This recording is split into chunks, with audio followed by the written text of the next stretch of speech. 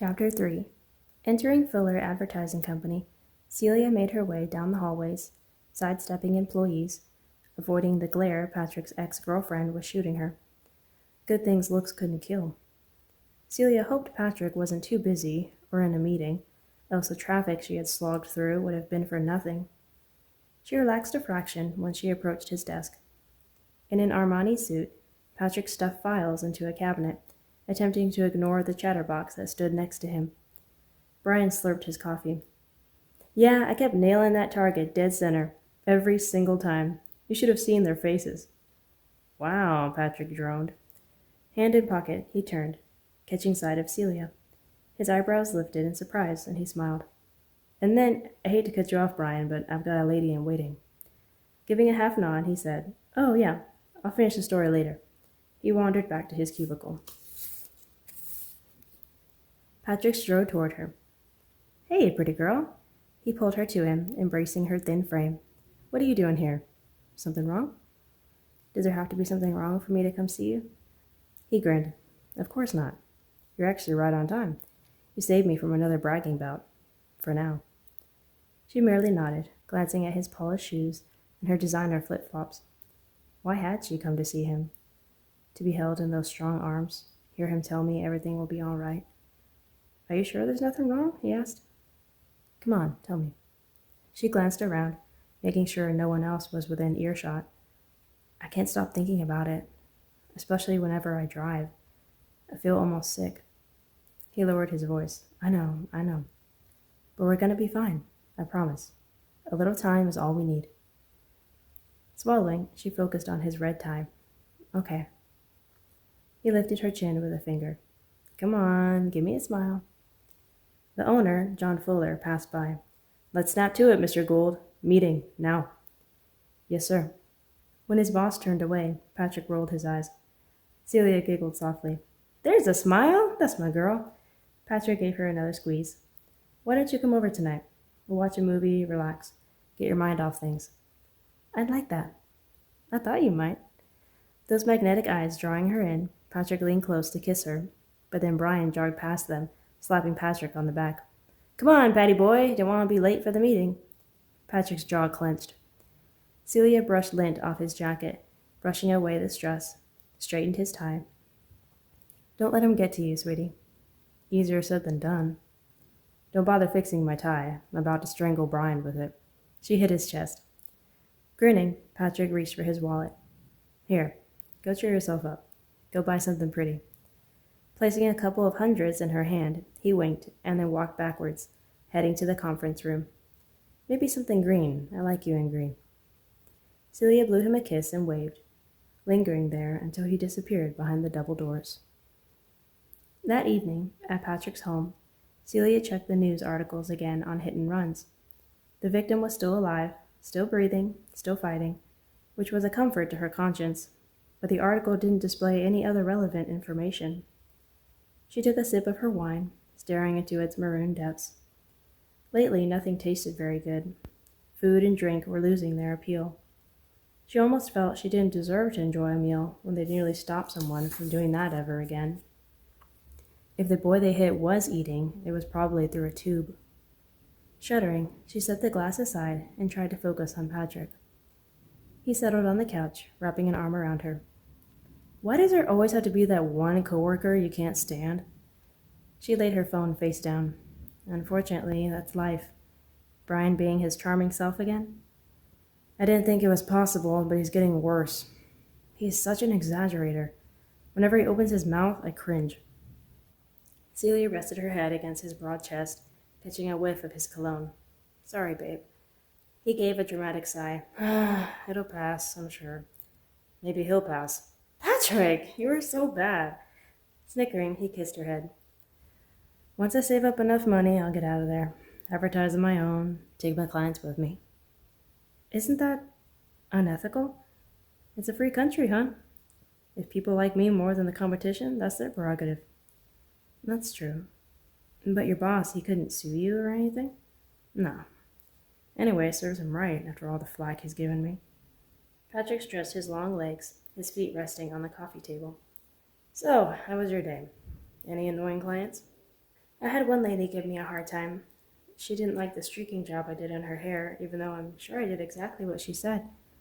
That's people for you. Patrick swirled the wine in his glass. You not like the wine? You've hardly touched yours. Oh, no, it's fine. Celia leaned forward to take another sip. I don't know, Oh! She watched in horror as her hand knocked the glass, crimson liquid splashing onto the white carpet. Oh, no, Celia! Come on, babe, what are you doing? I'm so sorry, it was an accident. She ran to the kitchen and grabbed some cleaners and towels. He tugged the supplies from her, spraying the carpet and pressing the towel to the stain. Her throat locked up as she watched him. It wouldn't come out. Just like the dye at work she had spilled. It wasn't coming clean. It wasn't going away, no matter how hard he tried. All she could see was red. She wanted to look away, but she couldn't. If anything, the stain seemed to grow. He sighed, muttering something about calling a professional cleaner. I'm sorry, she said again, eyes filling. It's all right, just be careful. Patrick sat on the sofa again, moving the wine to the end table. Celia hugged herself, her almost relaxed state having vanished. Come sit down. He patted the cushion. She slowly retook her seat, hugged his arm, leaned her head against his shoulder, tried to get comfy again. But it wasn't the same. He was tense, and so was she, but for different reasons. Not only was Patrick annoyed with her, but Celia couldn't stop looking at that stain, that mark. She squeezed her eyes shut. What's eating you? Patrick asked when she shifted again. Patrick, she sat up. Don't you feel anything about what happened? Sometimes I get the feeling like you don't care. He sighed. Of course I care. But I'm a man, Celia. I'm not going to express things the way you do. Well, I hadn't thought of that. I mean, look at what it's doing to you. You're a wreck. Cheeks warming, Celia stared at her French tips. What's happening to my girl? He took her face in his hands. You're changing. I don't like that. I want us to be happy again, to live like we used to. Her phone dinged, and before she could pick it up, he did. She watched his expression go from realization to disappointment. The hit-and-run article was still on the screen. See, why are you torturing yourself? He asked. I can't help it. I deserve it after what we did. She looked down, her hands and hair hiding her face, nails nearly digging into her scalp. Every time I look at that stain on the carpet, I'm going to think of the blood we spilled. I can't stop seeing it in my mind. Celia, he chided. Look at me. Patrick took her hands in his, pulling them away from her face. Do you honestly blame me for what happened? She blinked. No, of course not. It was an accident. Exactly. You have nothing to feel ashamed about. You are my girl, and I love you. I don't want you to dwell on what happened. It's not productive. It's not healthy for either one of us. I don't want one incident to permanently ruin our lives. Do you? She shook her head. You want to make me happy, don't you? More than anything. I love you. All right, then don't worry. Come here. He pulled her gently to his chest, holding her. You're going to be fine, Cece. I'm sure the kid will recover. It's in the doctor's hands, and we need to leave it there and get on with our lives. In a few weeks, it will be like a bad dream. Trust me. Celia held on to him, hoping he was right. With every cell in her body, she hoped he was right. That the boy would heal, and life would return to normal. Someday soon, she'd be at peace again. She'd be able to look in the mirror without guilt staring back. But how long would he be in recovery? What if he didn't recover? A choking sound escaped her throat. Don't cry, honey, he whispered, stroking her hair. It's over. It's over. Clinging to him, Celia let the tears spill until they soaked into his crisp white Oxford. Adjusting the stethoscope, Cameron listened to the rhythmic beat of Jennifer's heart, forever marveling at God's handiwork. And he forever marveled at God's mercy. Timothy was still holding on. Not only that, but Cameron could see God's hand throughout the evening. Cameron finding Timothy, Daphne being there to call for help, Annika coming to the hospital. There was always something to be grateful for. Good could always be found. Is my heart healthy? Jenny asked, bringing him back to the here and now. Yes, it's very healthy. Let me hear your thoughts now. Cameron touched the stethoscope to her forehead. He gasped dramatically and made his eyes big. She burst into giggles. Cameron smiled, giving her the necklace, letting her hear his heartbeat. This was why he loved his job. This was why losing patience was so hard. Yesterday, he had received another dreaded call. What was that? The fifth one? Please help me hang on to the rest of my patience, Lord. I love these kids. Once he had finished with the checkup and Jenny and her mother had gone, his secretary's voice came over the intercom. Line 1 is for you, Dr. Lewis at Conroe Medical. Cameron's heart nearly leapt out of his chest. Great, thanks. He picked up the receiver. Dr. Bain speaking. Hi, this is Dr. Lewis. I'm calling with an update on Timothy Kime. Yes, how is he? I have good news and bad news. Cameron held his breath. Good news is he is going to recover. Praise your name, Lord. Oh, that's great news. Thank you, Doctor. What's the bad news? Unfortunately, we were not able to save his right leg. Cameron stared. Dr. Lewis sighed, clarifying soberly. We had to amputate. A cup of kindness, Annika set her Bible on the table. Her eyes were heavy, matching her heart. Please be with the Kime family and Cameron, Lord. Help us all draw closer to you through this. Help me be there for Cameron like he's been there for me. Cameron had just shared the news with her over the phone. It was so frustrating, the injustice. When crimes were committed, the guilty party rarely considered who all they were affecting, who all they were injuring. She blew out a breath. Their weekly Bible study would cheer her up, as it always did. Hey, Annika. Stu dumped his books on the table. Hey, Stu, she greeted. How's it going? Pretty good. I wanted to run something by you, though. She fully turned to him. Yeah? He hooked his thumbs into the belt loops of his jeans. I've been kind of concerned about Cameron. Has he seemed different to you lately? Actually, yeah. Though she was positive she knew what he was referring to, she wanted to hear him elaborate. Why do you ask? I just wanted to make sure I wasn't going crazy. But he hasn't been himself the past few weeks. Like he's not fully here. She nodded sadly. My feelings exactly. Maybe I should talk to him about it. Just ask him straight out. I've made a few nonchalant comments here and there, like asking if he's okay, but he keeps saying he's fine, just busy. Annika shrugged. Yeah, I've talked to him, and he seems to be as much in the dark about what's going on as anyone else. Really? Stu crossed his arms over his chest. Well, after hearing that, I'll pray extra hard for him. She smiled. You and me both. Soon Annika, Cameron, Jake, Crystal, and Stu were seated around a table. Stu took a sip of his coffee. Hey, I used my metal detector the other day, and it is so accurate. Some of the life returned to Cameron's eyes as he laughed. Dude, will you give it a rest? He nudged Annika. It's all he talks about. What? Stu asked. I've already found a bottle cap and a nickel in the backyard alone. Can you imagine what I'd find on Galveston Beach? More junk? Jake asked. Everyone busted up laughing. Stu opened his notebook. Okay. Let's start our Bible study before this becomes an official roast. Are there any prayer requests? The jingle of the bell interrupted them. Hi, so sorry I'm late, Celia said in a rush. Hey, Celia, all five greeted. Jake grabbed another chair for her and then retook his seat. Thank you, she said in her quiet voice. You're right on time, Stu reassured. I was about to ask for prayer requests and prayers of thanks. We'll go in a circle. Cam? Cameron cleared his throat. Just healing and peace for the Kime family. Thank the Lord, Timothy is going to recover. But the doctors weren't able to save his right leg. They had to amputate. Annika placed her hand on his as words of sympathy floated around the table. Jake shifted in his seat. Oh, that's terrible. How'd it happen? Earlier this week, Tim was jogging home after his appointment with me, and he was in a hit and run. Celia gasped, hands shooting up to her mouth. Everyone looked her way. Her face reddened. That's awful. I'm so sorry, man, Stu murmured. And he's a runner, yeah? Cameron nodded. Running is his passion. I don't know how he's going to react to the news. I mean, that's a major life change for anyone, losing a limb.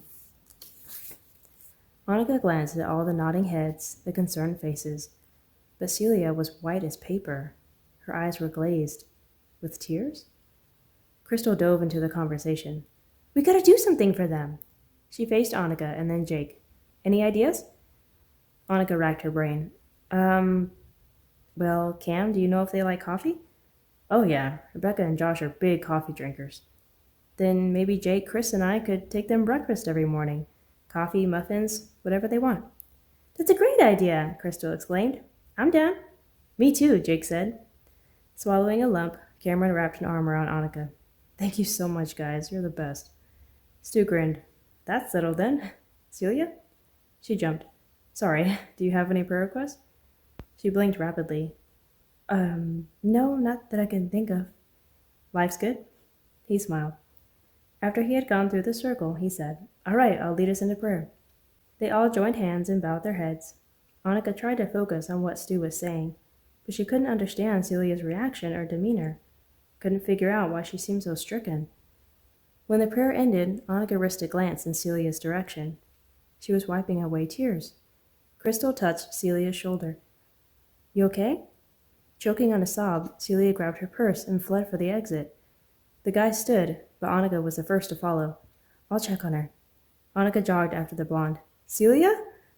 Celia leaned on one of the vehicles for support, trembling, wailing. What's wrong? Annika rested a hand on her back.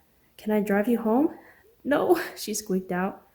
She gasped for air, tears blocking her lungs. Coming around the side, Annika pulled her in for a hug. It's okay. Take a deep breath. She patted her as Celia continued to sob and hiccup. After a few deep breaths, Celia stepped back and wiped her cheeks. I'm sorry. No, don't be sorry, girl. I've cried many, many tears, and God holds every single one. It's nothing to be ashamed of. Celia blushed and broke eye contact. There's just a lot going on right now, and I haven't been getting much sleep. I hear you. I always feel more emotional when I'm tired. Annika gripped her shoulder. If you ever need to talk about anything, I'm here. We're here for you.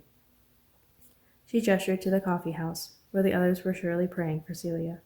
You're part of the family, and families look out for each other. Celia's mouth hitched up in a small smile, but there was a pain and fear lacing those brown eyes of hers. Thanks, Annika. I needed to hear that. She unlocked her car. I'll see you later. Annika waved. Okay, be careful. Once Celia was in her car, Annika headed back to the Bible study, the wheels in her head spinning. Had someone close to Celia been in a similar accident, a hit and run? Or had it been something else that had triggered her reaction? For now, Annika stuffed all those questions into the back of her brain. But she needed to keep an eye on Celia to make sure she would be all right, see if there was anything she could do. In a fog, Celia drove to Lone Star Cafe, a place where she and Patrick had shared a meal on a number of occasions. She had driven to Patrick's office in vain. One of his coworkers had told her, due to a long meeting, Patrick was eating a late lunch. Parking her Volkswagen Beetle, she grabbed her purse and shut the door. In a moment, she saw him, her single source of comfort and strength. Annika and the rest of the group could call on each other and God when in need, but they weren't like her. They didn't sin. They didn't nearly kill someone and keep it hidden away until it burned and corroded their heart and mind. Patrick and his best friend Mark were seated outside the cafe, eating, laughing, enjoying this beautiful spring afternoon. And here she was, about to spoil everything. Mark was the first to notice her. Hey, Celia! In a gray suit, he resembled Patrick's attire, but wore an entirely different expression. Grinning, he stood and gave her a squeeze. This is a nice surprise. Come join us. He offered his chair. She shook her head, the knot of unshed tears thickening. Patrick? She turned to him, desperate for his touch. Rising, Patrick grasped her arm. What's wrong? What happened? His voice was quiet, strained, like he didn't want Mark to overhear. Once again, Celia dissolved into tears, burying her face in her hands and then his chest. She wished for his arms to immediately envelop her, but he only held her by the shoulders lightly. Celia, calm down. It's okay, Patrick said. You're all right. Mark spoke up. Patrick, she looks like she needs to sit down. I'll leave and you two can talk this out. No. Patrick gestured for him to retake his seat. Sit down. She's fine. You sure? Because positive. I'm going to walk with her to the car. I won't be long. All right. Mark rested a reassuring hand on her back. It'll be okay, Celia. Don't worry. Patrick slipped an arm around her, guiding her to the parking lot, but his touch and voice were stiff. Come on, now, what happened? What's wrong? She dug in her purse for a tissue. I found out what happened to the boy. He pursed his lips. His head went back in exasperation. Celia, I told you to stop. I didn't look it up. My Bible study group knows him, and they requested prayer for him. Patrick, he's an amputee, she whimpered. He put his hands on his hips. What do you want me to do about it? No concern, no regret, no sympathy. Give them some money. We could keep your voice down, he hissed. There are people around. A family of 5 passed by. Mark was still sitting at the table, waiting, looking worried even from that distance. Sighing, Patrick opened her door. Here, get in. She did, watching him close it with more force than necessary. Coming around the front, he claimed the passenger seat. Listen to me. We cannot let anyone know about this. He shot a glance Mark's way. And we for sure can't give anyone money. Too many questions will be asked. It's too risky. Besides, I'm sure they have insurance. But insurance doesn't cover everything, she insisted. Disbelief and anger skittered across his face. Celia, listen to me, because I'm only going to say this once. I am not asking. I am not suggesting. I am telling you to drop this. Forget the incident ever occurred. How am I supposed to forget something like that? She whispered. Try. I'm done talking about this.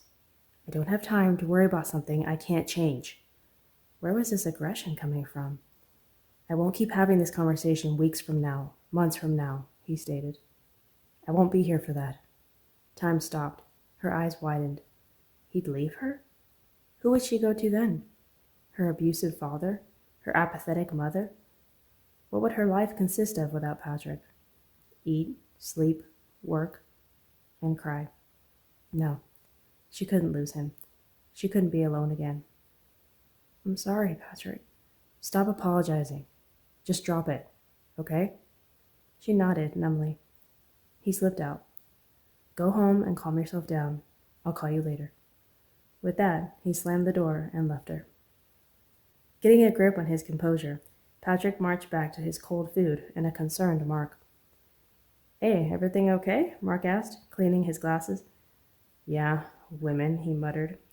Retaking his seat, Patrick dug into his pasta. I've never seen her that upset before. Celia lets her emotions get away from her.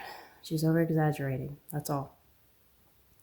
Mark's eyebrows furrowed in defense of her, in defiance of Patrick. That girl's got a heart of gold. No, she's a bleeding heart. Patrick wiped his mouth with a napkin and then crumpled it into a ball. She's been going to these Bible studies recently, where they learn about love, forgiveness, and generosity.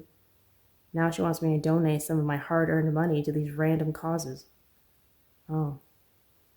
I'm more than happy to give her money to buy her things, but I'm not down for throwing my money away on every charity that pops up.